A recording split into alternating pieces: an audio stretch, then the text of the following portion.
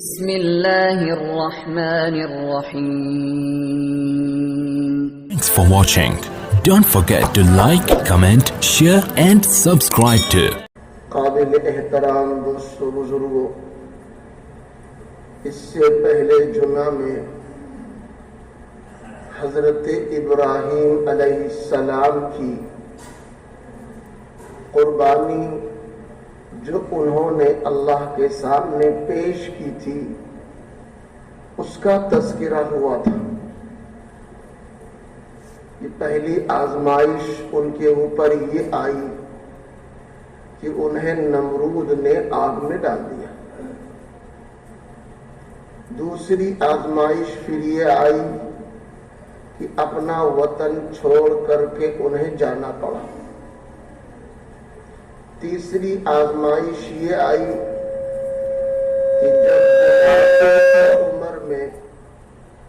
جب بڑھاپے کی عمر میں اللہ نے انہیں حضرت اسماعیل جیسا شاندار بیٹا عطا کیا تو اللہ تعالیٰ نے ان دونوں کو یعنی بیٹا اور بیوی دونوں کو مکہ میں چھوڑنے کا حکم دیا، جو بالکل غیر آباد ہے۔ اندہ غیر ذی زرع اندہ بیتک المحرم، غیر ذی زرع اندہ بیتک المحرم، وہاں چھوڑنے کا حکم دیا۔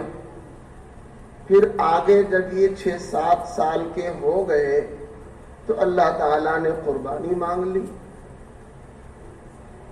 جب اتنے سارے دور سے گزرے اور جو اللہ نے ان سے کہا سب میں یہ کھرے اترے تو اللہ تعالیٰ نے پھر انعامات سے نوازا کہ بہت سارے پیغمبر آئے، لیکن اس امت کے اندر بہت سے عمل حضرت ابراہیم علیہ السلام کے زمانے کے اور خاص طور سے یہ اور ان کی بیوی ان کے بیٹے کی یادگاریں موجود ہیں۔ قربانی کے اندر تو بیشتر عمل انہی کی یادگار ہے، اسی طرح حج کے اندر سارا اکثر عمل انہی کی یادگار ہے۔ قربانی انہی کی سنت ہے۔ صحابہ نے پوچھا ما هذه الاضاحی یا رسول اللہ، اے اللہ کے پیغمبر یہ قربانی کیا چیز ہے؟ فرمایا سنت ابیکم ابراہیم، تمہارے باپ حضرت ابراہیم کی سنت ہے۔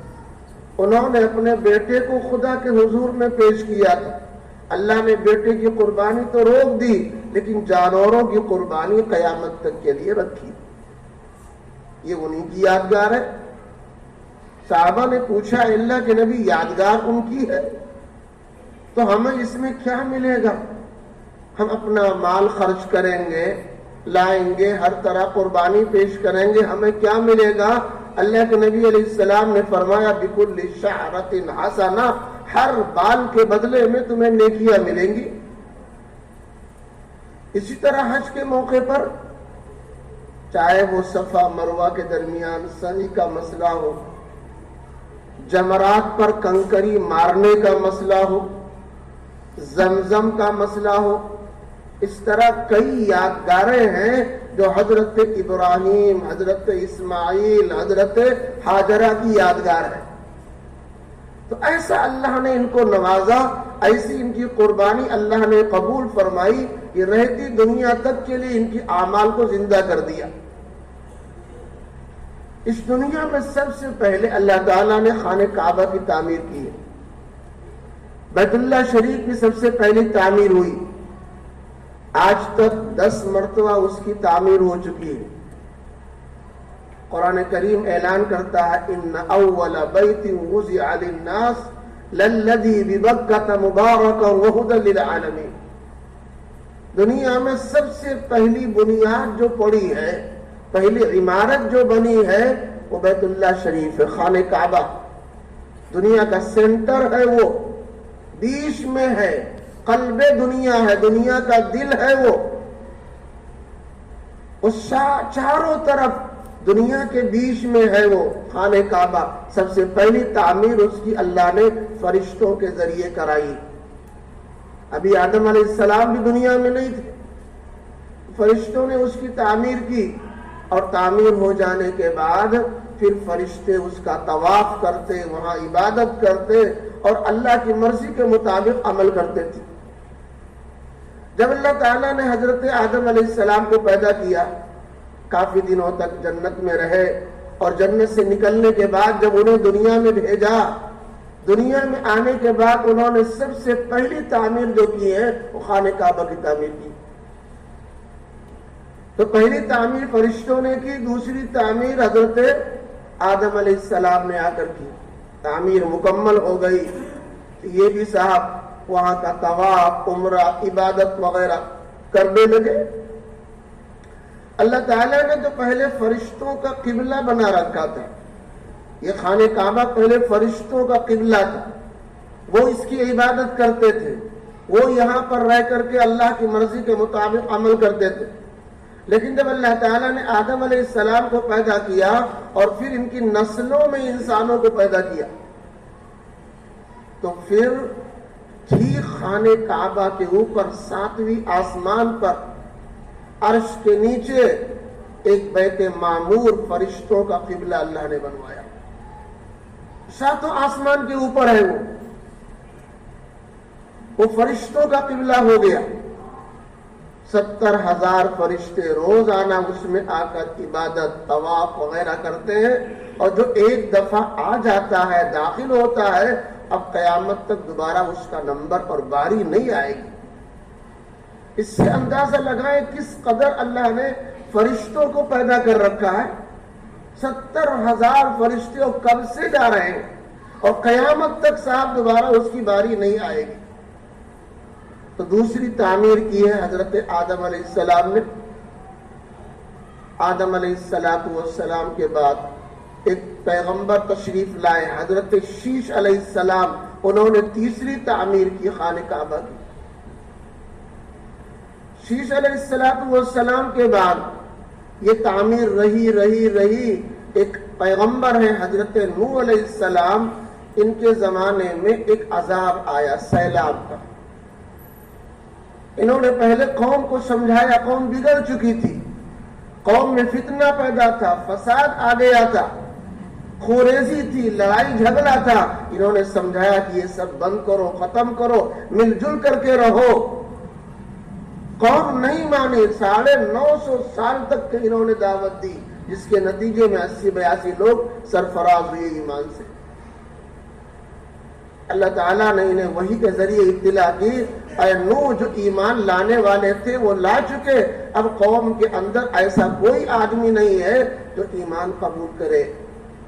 انہوں نے بددعا کر دی، رب لا تذر علی الارض من الکافرین دیارا انک ان تذرہم یضلوا عبادک ویلدوا فاجرا کفارا۔ یا اللہ، ان کو اب نہ رکھیے دنیا میں، یہ تو سب خراب لوگ ہیں، فتین ہیں، فسادی ہیں، جھگڑیلو ہیں، اگر یہ رہیں گے تو فتنہ فساد کریں گے، اور ان کی اولادیں آئیں گی صاحب، وہ بھی فتنہ فساد کریں گی۔ اللہ تعالیٰ نے کہا ٹھیک ہے، کشتی بناؤ۔ انہوں نے کشتی بنائی اور کہا تمام اہل ایمان کو سوار کر لو، اور ہر پرندوں میں سے ایک ایک جوڑا رکھ لو۔ صاحب جب کشتی تیار ہوئی اور سب کو انہوں نے اس میں سوار کر لیا، اللہ تعالیٰ نے بارش برسا دی، آسمان سے بارش برسنے لگی، وفارت تنور، اور دنیا سے پانی ابلنے لگا، دونوں جگہوں سے، اوپر سے بھی بارش ہو رہی ہے اور نیچے زمین سے پانی ابلنے لگا۔ اس طرح ہوتے ہوتے تھوڑی دیر میں سارے عرب میں جہاں جہاں آبادی تھی سب میں سیلاب آ گیا۔ اس قدر سیلاب آیا کہ گھر، مکانات، حتیٰ کہ پہاڑوں کی چوٹیوں تک کے پانی پہنچ گیا۔ قرآن کریم میں ہے کہ نوح علیہ السلام کے 4 بیٹے تھے، جس میں سے 3 تو حضرت نوح علیہ السلام کے ساتھ میں تھے، حام، سام، یافس، اور ایک بیٹا کنعان تھا، وہ صاحب ان کا نافرمان بن گیا، غلط قسم کے لوگوں کے ساتھ چلا گیا اور انہی کے ساتھ رہنے لگا۔ جب کشتی سیلاب کے اندر تیر رہی تھی اور سارے لوگ ڈوبنے لگے تو انہوں نے بیٹے سے بھی کہا، یا بنی ارکب معنا ولا تکن مع الکافرین، بیٹے میرے ساتھ آ جاؤ، کشتی میں سوار ہو جاؤ۔ اس نے جواب دیا، نہیں، سآوی الی الجبل یعصمنی من الماء، ہم تو پہاڑ کی چوٹیوں پر چڑھ جائیں گے اور ہم کو سیلاب سے بچ جائیں گے. نوح علیہ السلام نے فرمایا قال لا عاصم اليوم الا من رحم. آج کوئی بچ نہیں سکتا ہے. اللہ جس پر کرم کا معاملہ کرے گا, جس پر رحم کا معاملہ کرے گا, وہی بچ سکتا ہے. دنیا میں آج کوئی نہیں بچنے والا. یہ گفتگو باپ بیٹے کی ہو ہی رہی تھی, اتنے میں ایک جھونکا آیا اور صاحب بیٹا ڈوب گیا. وحال بینہم الموج فکان من المغرقین. 6 مہینہ سیلاب تھا. 10 رجب کو سیلاب کی شروعات ہوئی اور 10 محرم کو جا کر ختم ہوا. ان کی کشتی 6 مہینہ سیلاب میں چلتی رہی. 6 مہینے کے بعد اللہ کے حکم سے وہ کشتی جودی پہاڑ پر آ کر کے اتری اور جو اس میں سوار تھے وہ خیر و عافیت کے ساتھ اترے. اور پھر ان کے بعد دنیا میں آبادی بڑھی اور وہی 3 بیٹے جو حضرت نوح علیہ السلام کے تھے, حام سام یافس, انہی سے دوبارہ دنیا شروع ہوئی. بقیہ جو اور 80-82 لوگ اس میں تھے ان کی نسلیں نہیں چلی. جب تک ان کی زندگی تھی زندہ رہے, اس کے بعد انتقال کر گئے, ان کی نسلیں نہیں چلی. لیکن انہی 3 اولادوں سے حام سام یافس سے دوبارہ دنیا میں آبادی بڑھی. جو 6 مہینہ سیلاب تھا, اس سیلاب کے نتیجے میں خانہ کعبہ بھی منہدم ہو گیا تھا, گر گیا تھا. اور ایسا گرا کہ نام و نشان تک کے مٹ چکا تھا. کہاں خانہ کعبہ تھا یہ نہیں معلوم تھا. ابراہیم علیہ السلام کو اللہ نے حکم دیا پھر آزمائشوں کے بعد کہ جاؤ اور تم میرا گھر تعمیر کرو. وَإِذْ بَوَّأْنَا لِإِبْرَاهِيمَ مَكَانَ الْبَيْتِ. اللہ تعالیٰ نے ابراہیم علیہ السلام کو نشانات دکھائے, فرشتے نے آ کر کے وہ نشانات دکھائے, یہ حصہ خانہ کعبہ کا ہے. اور خانہ کعبہ کی تعمیر حضرت ابراہیم اور ان کے بیٹے حضرت اسماعیل دونوں کرنے لگے. اللہ نے 2 پتھر دیا جنت سے.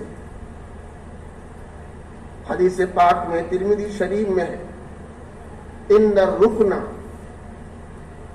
والمقام یاقوتتان من یاقوت الجنہ, کہ 2 پتھر, ایک تو مقام ابراہیم اور ایک حجر اسود, یہ دونوں جنت کے یاقوت پتھر میں سے پتھر ہیں. اللہ نے اس میں ایسی چمک رکھی ہے, ایسی چمک اس کی تھی کہ اگر یہ دنیا میں رکھ دیا جاتا تو جیسے سورج نکلتا ہے تو پوری دنیا روشن ہو جاتی, ایسے ان پتھروں سے پوری دنیا روشن ہو جاتی. لیکن تمس اللہ نورہما, اللہ تعالیٰ نے ان کی روشنی کو ختم کر دیا.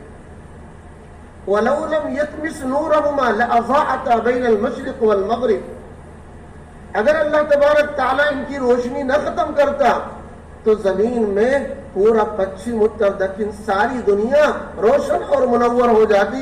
اتنے چمکیلے یہ پتھر جنتی تھے. اللہ نے ان کی روشنی ختم کر دی اور دونوں پتھر فرشتوں نے ابراہیم علیہ السلام کو دیا.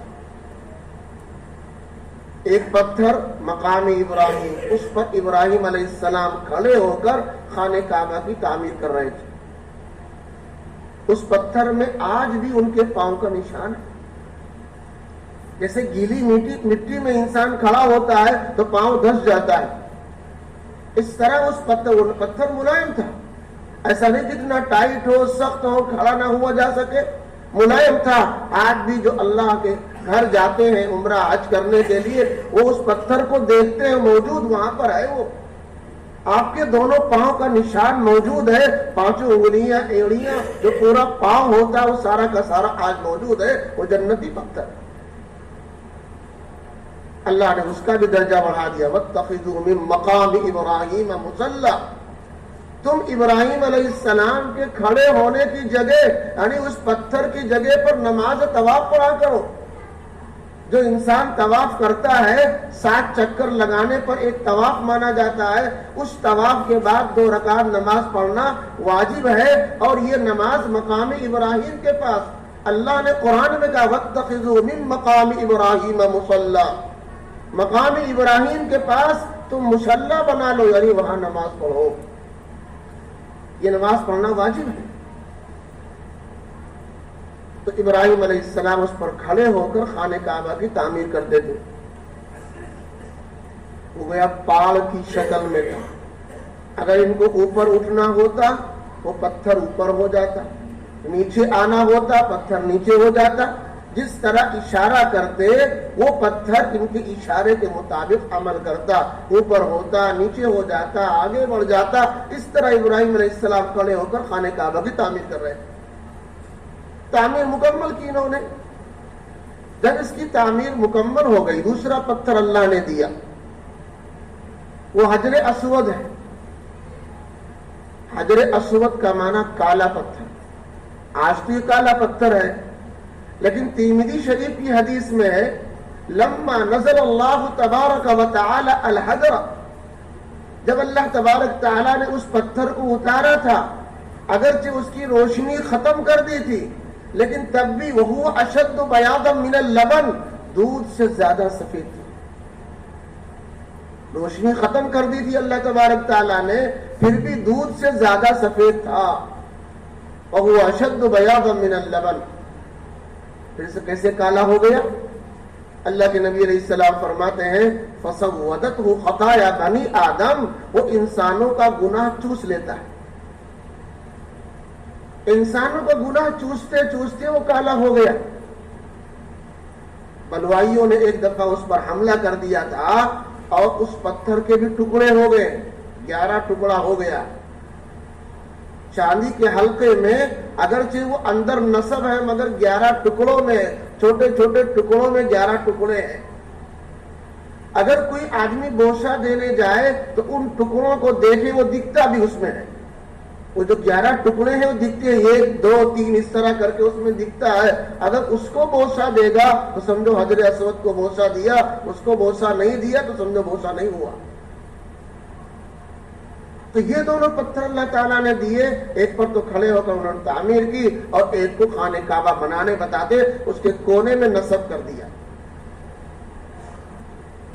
اب جب تعمیر مکمل ہو گئی، تعمیر مکمل ہونے کے بعد انہوں نے اللہ سے گزارش کی، یا اللہ ہم آپ کے حکم کے مطابق تعمیر کر چکے، ربنا تقبل منا انک انت السمیع العلیم، یا اللہ اب یہ میری محنت آپ قبول کر لیجیے۔ فخر نہیں کرنا چاہیے، اگر اللہ تعالیٰ کوئی اچھا کام کرا دے تو اللہ کا شکر ادا کرو، اس کی توفیق کے بغیر آدمی کام نہیں کر سکتا۔ لا حول ولا قوت الا باللہ کا یہی معنی ہے۔ ہم نہ نیکی اپنی مرضی سے کر سکتے ہیں، نہ بدی اپنی مرضی سے نہ بدی سے بچ سکتے ہیں۔ اگر اللہ توفیق دے گا تو ہم نیکی کر پائیں گے، اگر اللہ ہمیں گناہوں سے نہیں بچائے گا ہم گناہ سے نہیں بچ سکتے۔ تو نیکی کی توفیق بھی اللہ کے ہی حکم میں ہے، اور گناہوں سے بچنا بھی اللہ ہی کے قبضے قدرت کے اندر ہے۔ لا حول ولا قوت الا باللہ۔ انہوں نے اللہ سے گزارش کی ربنا تقبل منا انک انت السمیع العلیم، یا اللہ ہم نے یہ تعمیر مکمل کر دی آپ کی اجازت اور حکم کے مطابق، اب اس کو آپ قبول فرما لیجیے۔ اب ابراہیم علیہ السلام نے اللہ سے انعام مانگا، ربنا وابعث فیہم، یا اللہ میری امت میں ایسی شخصیت کو بنا جو لوگوں کی ہدایت کرے، رہنمائی کرے۔ اللہ نے یہ بات سنی، خود ان کی اولادوں میں حضرت اسماعیل، دوسرے بیٹے حضرت اسحاق، اور صاحب اسحاق سے یعقوب، یعقوب سے یوسف، تقریباً لاکھوں پیغمبر ان کی نسل میں پیدا ہوئی۔ جب انسان اللہ کی مرضی کے مطابق چلتا ہے، اپنے آپ کو گناہوں سے بچاتا ہے، اپنے آپ کو لڑائی جھگڑے سے بچاتا ہے، اللہ کی مرضی پر چلتا ہے، اللہ ایسا نوازتا ہے، ایسا نوازتا ہے، انسان دیکھتا رہ جاتا ہے۔ اور آخری پیغمبر جناب محمد الرسول اللہ صلی اللہ علیہ وسلم حضرت ابراہیم علیہ السلام کی اولاد حضرت اسماعیل علیہ السلام کی اولاد پیدا ہوئی. سب سے بڑا تحفہ اللہ نے آپ کو یہ دیا. جب فارغ ہو گئے تعمیر سے تو انہوں نے کہی اللہ سے یا اللہ میں فارغ ہو گیا. تو اللہ تعالیٰ نے کہا ٹھیک ہے اب ایک کام کرو, حج کا اعلان کرو, لوگوں میں حج کا اعلان کرو اور وہ لوگ حج کرنے آئیں گے. وَأَذِّن فِي النَّاسِ بِالْحَجِّ, لوگوں میں حج کا اعلان کرو.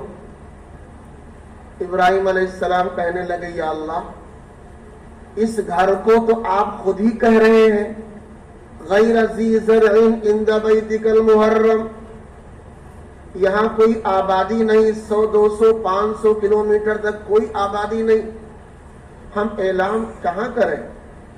یہاں تو پہاڑ ہے, جنگل ہے, میدان ہے, یہاں ہم اعلان کہاں کریں اور میری آواز کہاں تک پہنچے گی؟ کون سنے گا اور کون حج عمرہ کرنے آئے گا؟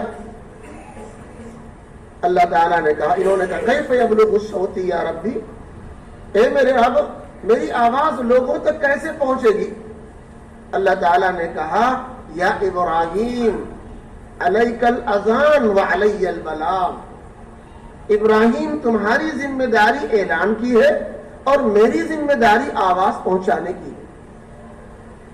تم اس کا ٹینشن کائے لے رہے ہو؟ میری آواز کون سنے گا, کہاں تک میری آواز پہنچے گی, کیسے لوگ حج کرنے آئیں گے؟ تم اپنی ذمہ داری ڈیوٹی پوری کرو, بقیہ کام تو ہم دیکھنے والے.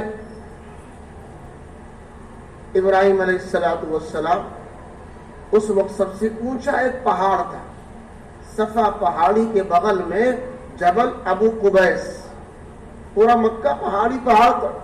اب تو کاٹ کاٹ کر لوگوں نے اس کو مسطح کر دیا ہے, برابر کر دیا ہے, اس پر تعمیر ہو چکی ہے, اس کے اوپر صاحب چیزیں بن گئی ہیں, مسجد بھی بڑی ہو گئی ہے, اگل بغل میں بلڈنگیں بن گئی ہیں, ہوٹل بن گئے ہیں, دکانیں بن گئی ہیں. تو پہلے سے پہاڑی پہاڑ.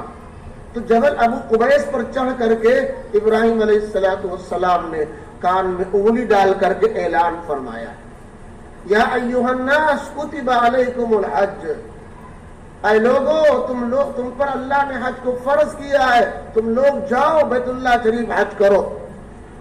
اسی بات کو اللہ نے قرآن میں بیان کیا وَأَذِّن فِي النَّاسِ بِالْحَجِّ يَأْتُوكَ رِجَالًا وَعَلَىٰ كُلِّ ضَامِرٍ يَأْتِينَ مِن كُلِّ فَجٍّ عَمِيقٍ. اے ابراہیم تم حج کا اعلان کرو, لوگ سواری پر سوار ہو کر پیادہ پا جس سے جیسے بن پائے گا لوگ آئیں گے, اس گھر کا حج کریں گے. ابراہیم علیہ السلام نے اعلان کر دیا.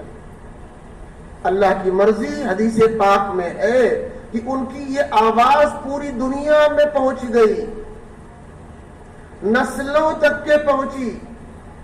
جو بچے ماں کے رحم میں پیٹ کے اندر تھے ان تک یہ آواز پہنچی, جو بچے ابھی اپنے باپ کے صلب میں ابھی پشت کے اندر تھے وہاں تک آواز پہنچی, جو بچے ابھی عالم ارواح میں تھے اور قیامت تک کے عالم ارواح میں رہیں گے, اپنے اپنے ٹائم پر اپنے ماں کے پیٹ کے اندر آ کر کے وہ روح فٹ ہوگی. ان روحوں نے بھی اس آواز کو سنا اور جس نے اس پر لبیک کہا اللہ ان سب کو حج کی توفیق دے گا, اور جس نے جتنی دفعہ کہا ہے اس کو اللہ اتنی دفعہ بلائے گا. اب صاحب یہ بات ہو گئی تو ایک تعمیر تو اس کی حضرت ابراہیم علیہ السلام نے کی.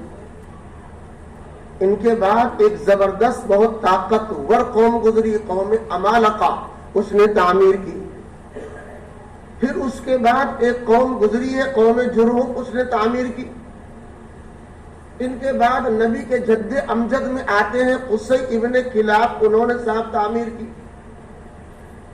پھر اس کے بعد جب اللہ کے نبی علیہ السلام کی عمر مبارک 33 سال کی ہوئی تو کفار قریش نے, مکہ کے قریش نے اس کی تعمیر کی, ننگے ہو کر کے,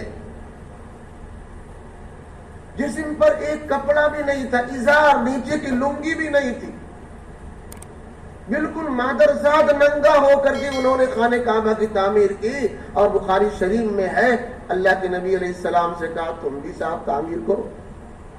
جب کوئی اچھی جگہ کوئی کام ہونے لگتا ہے مسجد بنے, کہیں مدرسہ بن رہا ہو تو ہر ایک کو شوق ہوتا ہے لائی ہمارا بھی 10 روپیہ لگ جائے, ہم بھی صاحب ایک اصلہ مسالہ دے دیں. ہر آدمی اس کو فخر سمجھتا ہے, سعادت سمجھتا ہے. تو ظاہر سی بات ہے کہ صاحب نبی کے دل میں کیوں نہ جذبہ پیدا ہو. آپ نے خواہش ظاہر کی کہ اے چچا, کیونکہ آپ کے دادا آپ کے خاندان ہی کے تمام لوگ کیا تھے, آپ ہی کے خاندان کے تمام, دادا تو تھے عبد المطلب, لیکن خاندان کے تمام لوگ آپ کے چچا ابو طالب ہیں اور بڑے بڑے مکہ کے سردار ہیں. انہی لوگوں کے ساتھ آپ نے خواہش ظاہر کی میں بھی صاحب کچھ پتھر لا کر کے رکھنا چاہتا ہوں. لوگوں نے کہا ہاں شوق سے ہر کوئی رکھ سکتا ہے بھائی. تو انہوں نے کہا صاحب میں تو ننگا نہیں ہوں گا, میں ننگے ہو کر یہ کام نہیں کروں گا. انہوں نے کہا نہیں صاحب ننگا تو ہونا پڑے گا, جو خانہ کعبہ کی تعمیر کرے گا وہ ننگا ہوگا. کیوں؟ اس لیے کہ کپڑا پہن کر گناہ کا کام کرتا ہے تو صاحب اس گناہ والے کپڑے میں خانہ کعبہ کی تعمیر نہیں ہوگی. لوگوں نے نبی علیہ السلام کو بہت سمجھایا, آپ تیار بھی ہو گئے, خانہ کعبہ کی تعمیر کی سعادت کی وجہ سے تیار ہو گئے. ایک آپ نے پتھر اٹھایا اور لنگی کھول کر کے آپ نے کندھے پر رکھا کہ کندھے کے اوپر پتھر رکھیں گے تاکہ پتھر سے ہمارا کندھا نہ چھل جائے. جیسے ہی آپ نے لنگی کھولی فوراً بے ہوش ہو کر گر پڑے. کافی دیر کے بعد ہوش آیا تو آپ نے فوراً بے تحاشا کہا ازاری ازاری, میری لنگی دے دو, میری چادر دے دو. فوراً آپ نے اٹھ کر کے اپنی چادر پہن لی. کہا صاحب مجھ سے نہیں ہو پائے گا, ہم ننگا نہیں ہوں گے. تو قریش نے خانہ کعبہ کی تعمیر کی, لیکن ان کی تعمیر عجیب و غریب تھی. وہ تھے تو ابھی دوسری قوم کے, مگر ان کے اندر سچائی تھی. جہاں جتنا بڑا خانہ کعبہ تھا ان کے پاس آمدنی کم تھی, حلال آمدنی کم تھی. حرام تو بہت پیسہ تھا مگر حلال آمدنی کم تھی. ان لوگوں نے آپس میں مشورہ کیا کہ ہمارے پاس جو آمدنی ہے اس میں آدھا گھر بن سکتا ہے. چنانچہ آدھے حصے میں خانہ کعبہ کو بنایا اور آدھا حصہ چھوڑ دیا جس کو آج حتیم کہا جاتا ہے. یہ حتیم خانہ کعبہ کا حصہ ہے, آدھے حصے میں بنا ہوا ہے اور آدھا حصہ یوں چھٹا ہوا ہے. اس پر قد آدم کے برابر دیوار اٹھی ہوئی ہے اور لوگ اس کو دیکھتے ہیں. بعض لوگ کوشش کر کے اندر جا کر 2-4 رکعت نماز پڑھتے. وہاں پر نماز پڑھنا سمجھو خانہ کعبہ کے اندر نماز پڑھنا, وہ خانہ کعبہ کا حصہ ہے. تو ایک تو انہوں نے یہ کام کیا کہ ان کی آمدنی کم ہونے کے ناطے آدھے حصے میں خانہ کعبہ کی تعمیر کی اور آدھا حصہ خالی چھوڑ دیا. دوسری بات یہ رکھی کہ دروازہ زمین سے لگ بھگ 8 فٹ اونچا رکھا. آج کل ہمارے آپ کے گھر ہو, دکان ہو, مکان ہو تو اس کا دروازہ آدمی نیچے رکھتا ہے, آنا جانا آسان ہو. انہوں نے زمین سے 8 فٹ اونچا رکھا. آپ کھڑے ہوں گے اور ہاتھ اوپر اٹھائیں گے تب مشکل سے اس کے چوکھٹ پر آپ کا ہاتھ پڑے گا. ایسا کیوں کیا؟ ان کی چودراہٹ تھی, وہ وہاں کے ذمہ داران تھے. وہ نہیں چاہتے کہ ہر کوئی خانہ کعبہ میں آئے. ہم جس کو چاہیں گے چابی دیں گے, پرمیشن دیں گے, سیڑھی لگائیں گے, تب وہ آدمی چڑھ کر کے خانہ کعبہ میں جائے گا, اور جس کو ہم نہیں چاہیں گے نہیں جائے گا. اس لیے انہوں نے یہ کام کیا. پھر تعمیر مکمل ہو گئی. اللہ کے نبی علیہ السلام جب پیغمبر بنے تو آپ نے مکے میں, مدینے میں جب آپ کی حکومت ہوئی تو آپ نے یہ بات فرمائی کہ اے عائشہ, خانہ کعبہ کے تعلق سے میری 3 رائے ہے, اور یہ بات بخاری شریف میں ہے. ایک تو میں یہ چاہتا ہوں خانہ کعبہ کو توڑ کر اور پورے حصے میں خانہ کعبہ کو بنا دوں. جہاں ابراہیم علیہ السلام نے, میرے ابا نے بنایا تھا, پورے حصے میں تعمیر کیا تھا, میں چاہتا ہوں پورے حصے میں تعمیر کر دوں. مکے والوں نے آدھا کر دیا تھا, میں چاہتا ہوں پورے میں کر دوں.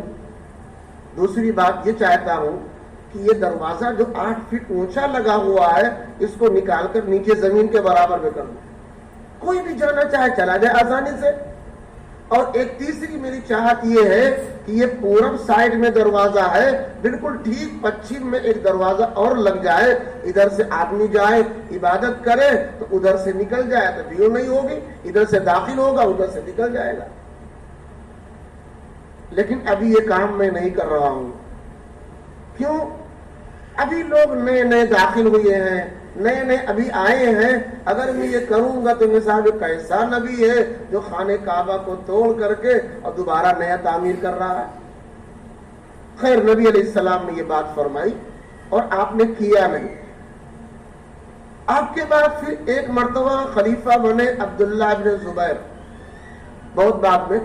ابو بکر صدیق گزر گئے، عمر رضی اللہ تعالی عنہ گزر گئے، عثمان غنی گزر گئے، علی رضی اللہ تعالی عنہ گزر گئے، حضرت حسن گزر گئے، امیر معاویہ گزر گئے۔ اس کے بعد عبداللہ بن زبیر رضی اللہ تعالی عنہ، تو انہوں نے نبی کے منشے کے مطابق جس طرح نبی علیہ السلام چاہتے تھے اس طرح انہوں نے خانہ کعبہ کی تعمیر کر دی، پورے حصے میں توڑ کر پورے حصے میں خانہ کعبہ کی تعمیر کی، دروازہ نیچا کر دیا، پچھم سائڈ میں ایک دروازہ اور لگا دیا۔ سالوں بعد حجاج ابن یوسف نے حملہ کر کے ان کو شہید کر دیا اور پھر خانہ کعبہ میں بھی تعمیر میں بدل دی، کہ جس طرح قریش نے کیا تھا ایسے خانہ کعبہ رہے گا۔ چنانچہ آدھے حصے میں توڑ دی تعمیر، آدھے حصے میں نئی تعمیر کی اور پھر دروازہ اوپر لگا دیا، پچھم والا دروازہ بند کر دیا۔ لیکن نشان آج بھی ہے کہ یہاں دروازہ لگا تھا، وہ غلاف سے بند رہتا ہے، اگر انسان کھول کر کے دیکھے گا تو پچھم سائڈ میں آج بھی دروازے کا نشان ہے۔ ابھی 10ویں مرتبہ حجاج بن یوسف نے تعمیر کی۔ کچھ دنوں کے بعد پھر دوسرا خلیفہ بنا ہارون رشید، اس نے پھر چاہا خانہ کعبہ کی تعمیر لاؤ ہم دوبارہ کریں۔ مکے میں اس وقت حضرت امام مالک رحمت اللہ علیہ سب سے بڑے مفتی اور عالم تھے، ان سے پوچھا گیا، انہوں نے منع کر دیا کہ اب خانہ کعبہ کی تعمیر نئی نہیں ہوگی، قیامت تک ایسے رہے گا۔ ہاں البتہ اگر ٹوٹ جائے، کوئی چیز پھوٹ جائے تو اس کی مرمت ہو جائے گی، لیکن توڑ کر کے نئے سرے سے خانہ کعبہ کو اب نہیں بنایا جائے گا۔ کیوں؟ فرمایا صاحب اگر اس کی اجازت ملے گی تو ہر آنے والا بادشاہ اپنے اپنے طور پر خانہ کعبہ کو بنائے گا۔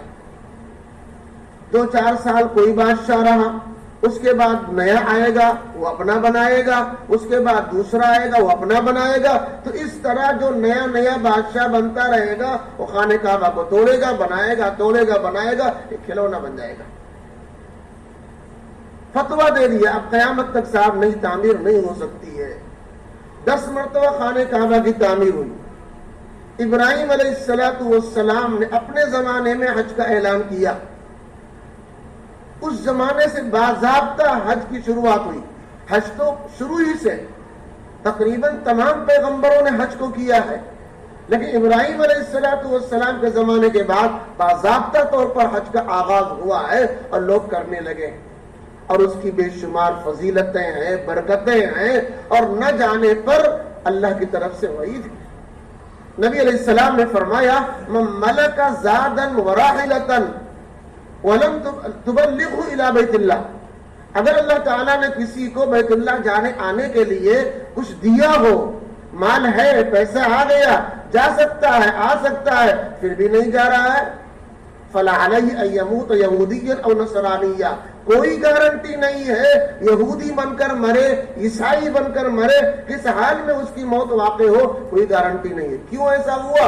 وَلِلَّهِ عَلَى النَّاسِ حِجُّ الْبَيْتِ مَنِ اسْتَطَاعَ إِلَيْهِ سَبِيلًا، کیونکہ اللہ نے حکم دیا ہے کہ اگر آپ کے پاس جانے آنے کی طاقت ہے تو آپ جاؤ۔ جیسے نماز فرض ہے، روزہ رکھنے والوں پر روزہ فرض ہے، حج اور زکوٰۃ کی طاقت رکھنے والوں پر زکوٰۃ فرض ہے، اسی طرح حج کرنے والوں پر جن کے اوپر اللہ نے طاقت دی ہے، پیسہ دے رکھا ہے، ان کے اوپر حج فرض ہے۔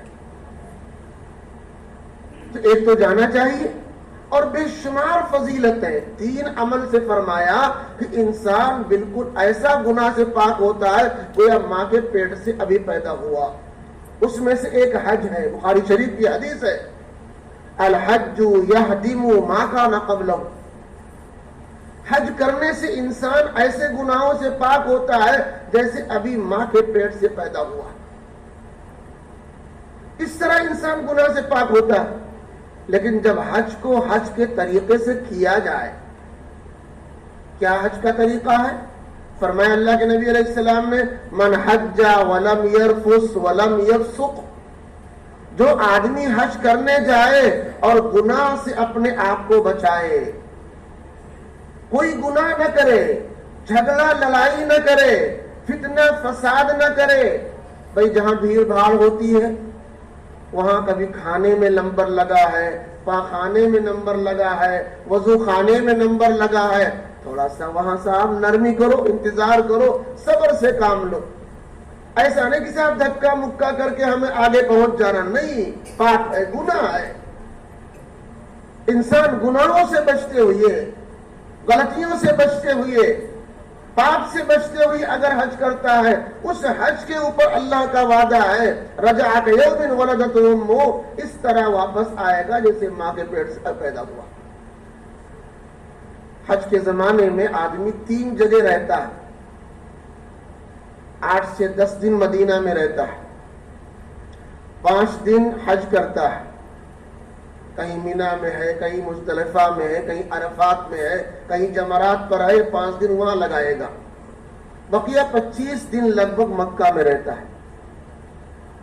تو جو حج کرنے والا آدمی ہے وہ 8 سے 10 دن مدینہ میں رہے گا، 5 دن الگ الگ جگہوں پر رہے گا اور 25 دن مکہ میں رہے گا۔ مدینہ میں آدمی کیوں جاتا ہے؟ مدینہ میں حج کا کوئی عمل نہیں ہے، نہ عمرے کا کوئی عمل ہے۔ مدینہ والے بھی حج کرنے مکہ ہی آتے ہیں۔ پھر کیوں جاتا ہے؟ نبی کی مسجد ہے، نبی کا روضہ ہے وہاں پر۔ اللہ کے نبی علیہ السلام نے فرمایا اگر کوئی آدمی میری مسجد میں 40 وقت کی نماز پڑھ لے، من صلی فی مسجدی 40 صلاۃ، جو آدمی میری مسجد میں 40 وقت کی نماز پڑھ لے اور نماز قضا نہ کرے، فوت نہ کرے، لا تفوتہ کتبت لہ، اللہ تعالیٰ اس کے لیے دوزخ سے براءت کا تحفہ دیتے۔ وہ آدمی دوزخ سے بری ہے، وہ آدمی فتنے سے محفوظ ہے، وہ آدمی نفاق اور تمام گناہوں سے آزاد ہے۔ یہ ہے مسجد نبوی کے اندر نماز پڑھنے کی برکت اور اس کا فائدہ۔ نبی کے روزے پر پہنچ کر آدمی سلام پیش کرتا ہے، الصلاۃ والسلام علیک یا رسول اللہ، الصلاۃ والسلام علیک یا حبیب اللہ، الصلاۃ والسلام علیک یا خیر خلق اللہ۔ جو لوگ اس طرح پڑھتے ہیں یہ وہاں پڑھنے کا۔ اللہ کے نبی علیہ السلام فرماتے ہیں اگر کوئی آدمی میری قبر پر آ کر سلام پڑھتا ہے میں خود سنتا ہوں، من صلی علی عند قبری سمیتہ، میں اس کو خود سنتا ہوں۔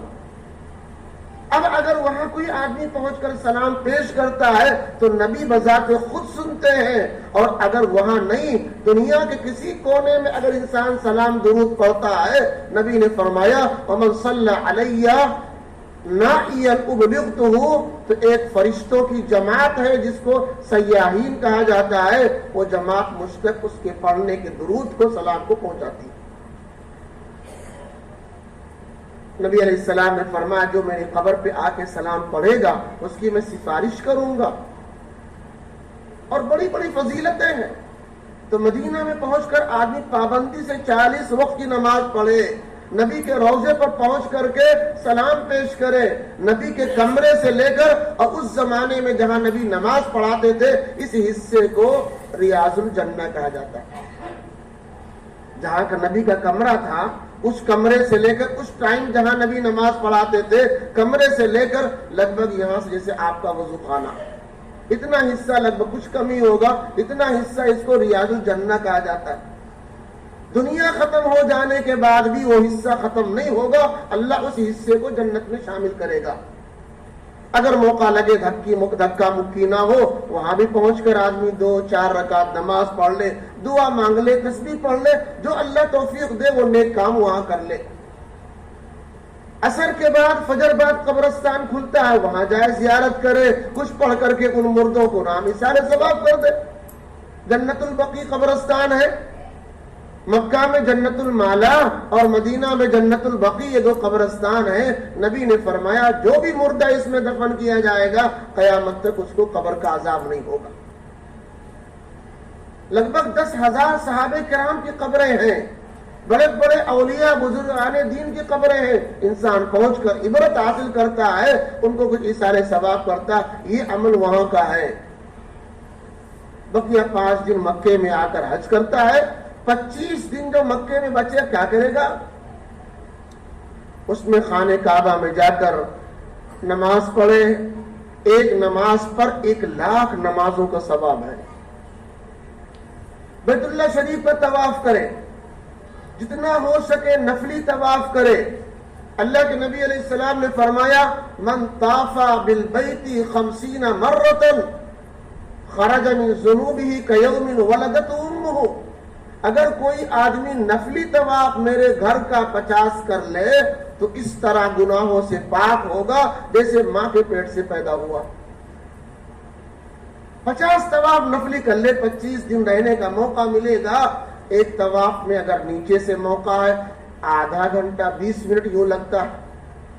اگر آدمی چاہے ایک دن میں 2 طواف کرے تو 25 دن میں 50 ہو جائے گا۔ بہت سے لوگ ہوتے ہیں ہر نماز کے بعد ایک طواف کر لیتے ہیں تو صاحب ان کا 125 طواف ہو جاتا ہے۔ بہت سے اللہ کے بندے جو اور کوشش کر لیتے ہیں، وہاں کیا کام ہے؟ وہاں صاحب نماز پڑھنا طواف کرنا کیا کام ہے؟ اسی لیے انسان گیا ہے۔ لیکن بہت سے لوگ ہوتے ہیں بہت لمبی لمبی رقم لگا کر جاتے ہیں اور وہاں فہرست لے کر جاتے ہیں، چچا کے لیے یہ لینا ہے، ان کے لیے ٹارچ لینا ہے، ان کے لیے کمبل لینا ہے، ان کے لیے مصلی لینا ہے، ان کے لیے تسبیح لینا ہے۔ وہ بیچارہ پوری لسٹ لیتے لیتے اور اپنی عبادت سے محروم ہو جاتا ہے۔ جس مقصد کے لیے گیا تھا اس میں نہیں کام کر پاتا، وہ لسٹ کی تیاری میں خریداری میں لگا ہوا ہے۔ جائیں گے تو لوگوں کو کیا دیں گے اور کیا ان کو ہم جواب دیں گے؟ کوئی چیز وہاں کی نہیں ہے، کھجور اور زمزم کے علاوہ کوئی چیز وہاں کی نہیں ہے۔ اور آج کل ہر سامان ہر جگہ مل جاتا، مصلی تسبیح آپ کو یہاں مل جائے، جو چاہو کپڑا آپ کو یہاں مل جائے، جو چاہو سامان آپ کو یہاں مل جائے۔ ہم یہ نہیں کہتے خریداری نہیں کرنی چاہیے، خریداری آدمی کرے مگر آتے جاتے کر لے، نماز کو چھوڑ کر نہیں، طواف کو چھوڑ کر نہیں، جس مقصد کے لیے گیا ہے اس مقصد کو چھوڑ کر نہیں۔ آپ صاحب فجر سے لے کر ظہر تک 4-6 گھنٹے کا ٹائم ہے، 7-8 گھنٹے کا کبھی کبھی ٹائم ملتا ہے۔ اس 7-8 گھنٹے میں آپ صاحب بازار کر لو، کچھ خریدنا ہے، کچھ آپ کو لینا ہے لے لو، لیکن کوئی نماز قضا نہ ہو، ناغا نہ ہو۔ ساری نمازیں آپ وہیں جا کر پڑھو، وہیں طواف کرو، وہیں عبادت کرو۔ جس مقصد کے لیے اللہ نے آپ کو بلایا ہے اس میں کوتاہی اور کمی نہ ہونی چاہیے۔ اس طرح اگر آدمی وہاں سے لوٹ کر آئے گا دوستو، پھر وہ اس طرح آئے گا گویا کہ ماں کے پیٹ سے نکل کر آیا ہے، گناہوں سے بالکل پاک صاف۔ حج مقبول کی بڑی تعریف سننے میں آتی ہے، حج مقبول ہے کہ نہیں ہے، حج قبول ہے کہ نہیں ہے، اس کی ایک پہچان بتائی گئی۔ حاجی واپس آنے کے بعد اگر دینی اعتبار سے اس کی ترقی ہوئی ہے اس کا مطلب اس کا حج قبول ہے۔ پہلے وہ کبھی نماز پڑھتا تھا کبھی نہیں پڑھتا ہے، لیکن حج کے بعد پابندی سے نماز پڑھتا ہے، تو دینی اعتبار سے ترقی ہوئی ہے۔ پہلے کبھی کبھی جھوٹ بھی بول دیتا تھا مگر حج سے واپس آنے کے بعد جھوٹ نہیں بول رہا ہے، کم نہیں تول رہا ہے، لوگوں کو دھوکہ نہیں دے رہا ہے، گناہ سے بچ رہا ہے، غلطی سے بچ رہا ہے۔ جو دینی اعتبار سے اگر اس کی زندگی میں ترقی ہوئی ہے اس کا مطلب جو اس نے حج کیا اللہ نے قبول فرما لیا۔ اور اگر دینی اعتبار سے ڈاؤن ہوا ہے، پہلے تو زیادہ نماز پڑھتا تھا حج کے بعد سے کم کر دیا، پہلے کم جھوٹ بولتا تھا اب صاحب زیادہ بولنے لگا، پہلے کم ناپ تول کرتا تھا اب صاحب اور زیادہ صاحب دھڑلے سے کر رہا ہے، اس کا مطلب اس کا حج قبول نہیں، اس کا حج قبول نہیں ہے۔ تو اس لیے جب انسان جائے تو نیت کو بہت ٹھیک کر کے جائے، بہت درست کر کے جائے، صرف اور صرف مقصد ہو یا اللہ ہم تجھے خوش کرنے کے لیے، یا اللہ ہم تجھے راضی کرنے کے لیے، اپنے گناہوں کو بخشوانے کے لیے، اپنے تمام معصیت کو دھونے کے لیے ہم تیرے گھر کی حاضری، تیرے تمام نبی نے جہاں جہاں بتایا وہاں وہاں کی حاضری، تیرے مدینے کی حاضری ہم اسی لیے کر رہے ہیں تاکہ میرے گناہ دھل جائیں، میری غلطیاں ختم ہو جائیں، تو مجھ سے راضی ہو جا۔ اگر اس مقصد سے، اس نیت سے انسان جائے گا تو انشاءاللہ اللہ اس کو خوب توفیق دیں گے۔ اللہ تعالی ہم سب کو عمل کی توفیق عطا فرمائے۔